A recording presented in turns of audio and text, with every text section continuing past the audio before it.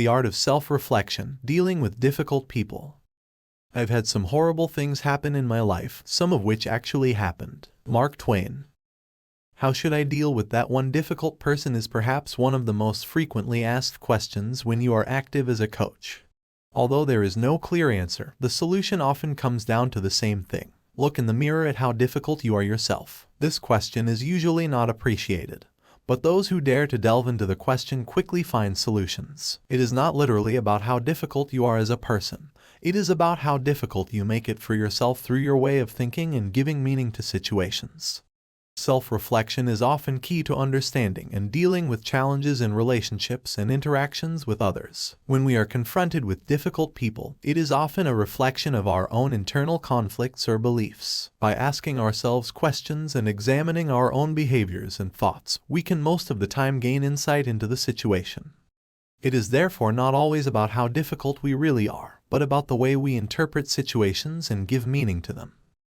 By becoming aware of our own thought patterns, we can become more responsive to others and perhaps even improve our relationships. What makes someone difficult to get along with? A lady I coach told me about the complex relationship she has with her sister. She says this goes back to their childhood and is due to her sister's emotional outbursts, hurtful comments, and various other behaviors. She has learned that in interaction with an adult who, in her eyes, behaves strangely, you can look at them as a child. This way, interaction and communication sometimes become easier. However, this is not the final solution, but more of a temporary tool. The core of the problem is deeper. It is the lady herself who judges her sister's actions with terms such as emotional outbursts and hurtful comments. In relation to her sister, she cannot see these behaviors neutrally or positively. She has tried to redefine the behavior as a protection mechanism. But this is not only an attempt to take on the role of a coach or therapist, it also shows that she still sees her sister's behavior as problematic experiences. However, reality often shows that the behavior and words spoken are not at all as intense as the other person may experience it. It is the meaning that the receiver gives it that makes it intense, and that meaning makes it difficult to deal with for the person who gives the meaning. How can you be loving in a relationship with someone who is difficult to get along with? If you understand that it is not the person who is difficult, but you who qualify the person as difficult through your meaning, the solution comes a lot closer.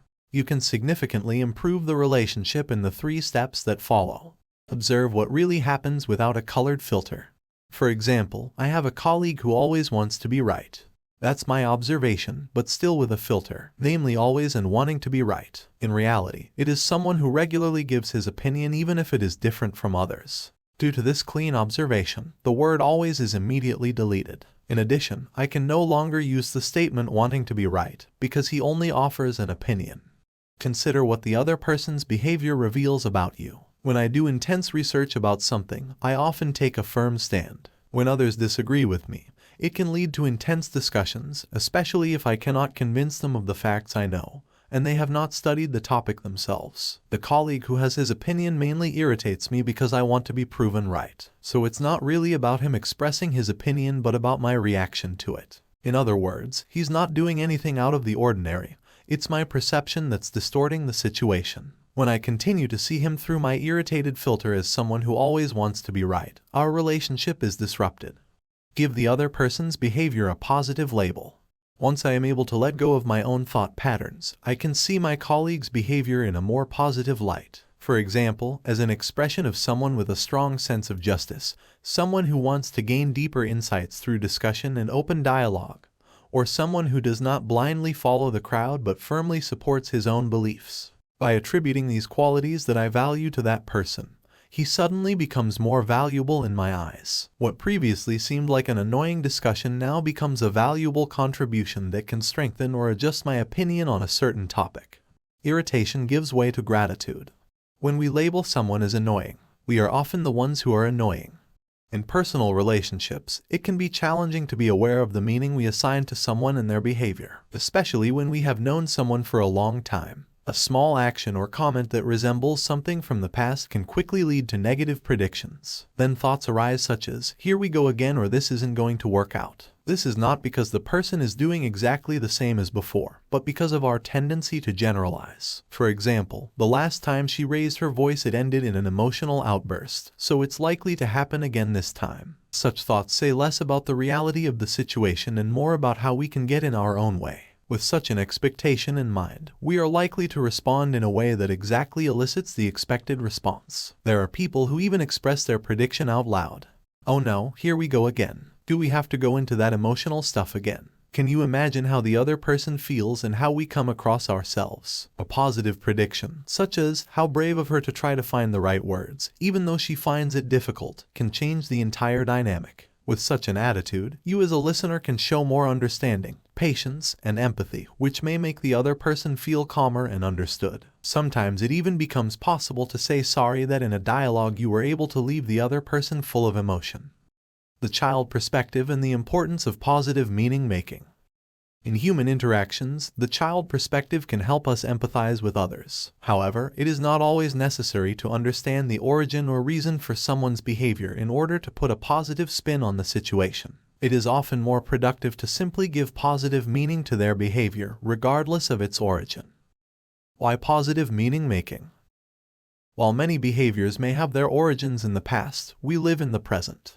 By putting a positive spin on what is happening now, rather than digging for why, we can respond more effectively and harmoniously. Attributing positive meaning to one's behavior can change our mindset. This allows us to be more open to dialogue and understanding, even when we disagree with what is being said or done.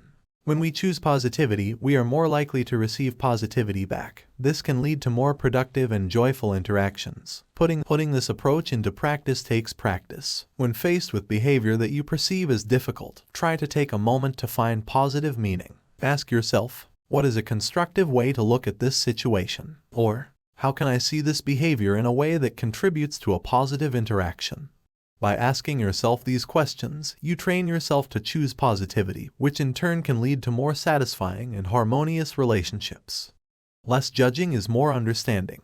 Judging is a human tendency. Often, almost automatically, we form opinions or judgments about people based on their behavior, words, or even their appearance. This often happens within seconds of meeting someone. Although this is a natural process, based on our brain function and previous experiences, it can be hindered in our interactions and relationships. From judging to understanding. Our judgments are often based on limited information. They stem from our own experiences, beliefs, and values. By shifting the focus from judging to understanding, we open ourselves to new perspectives and insights. When we judge, we often make assumptions about someone's intentions or character. By seeking understanding, we are more likely to ask for the reasons behind someone's actions or words rather than labeling them based on our own interpretations.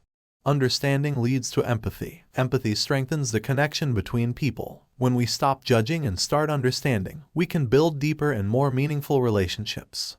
Judgments can lead to defensiveness and conflict. Understanding, on the other hand, can lead to open dialogue and problem solving. Putting less judgments into practice. Shifting the focus from judging to understanding requires awareness and practice. Here are some steps to help. 1. Recognize when you are judging. Ask yourself why you feel this way and whether you have all the facts. 2. Instead of reacting to someone's words or actions, actively listen. Try to understand the emotions and intentions behind their words. 3. Instead of making assumptions, ask open-ended questions to find out more about someone's perspective or feelings. Put yourself in the other person's shoes. How would they feel? What might their motivations be? By choosing understanding over judgment, we create space for growth, learning, and deeper connections with those around us. It allows us to approach interactions with an open heart and mind, leading to more positive and enriching relationships. Do really annoying people exist? The world is full of very annoying and difficult people, but most of the time we don't know them personally. Think of dictators or elected representatives who invade other countries like a dictator. That's just annoying. Or people who make money from weapons or ineffective and sometimes even harmful medicines. But also think of people who fight for fun or who can take someone else's life for money. Those are very annoying people. But the sister of the lady I'm talking about and the annoying colleague don't even come close to that. Please like and subscribe or leave a comment, and don't forget to share this video with the people around you that can benefit from it.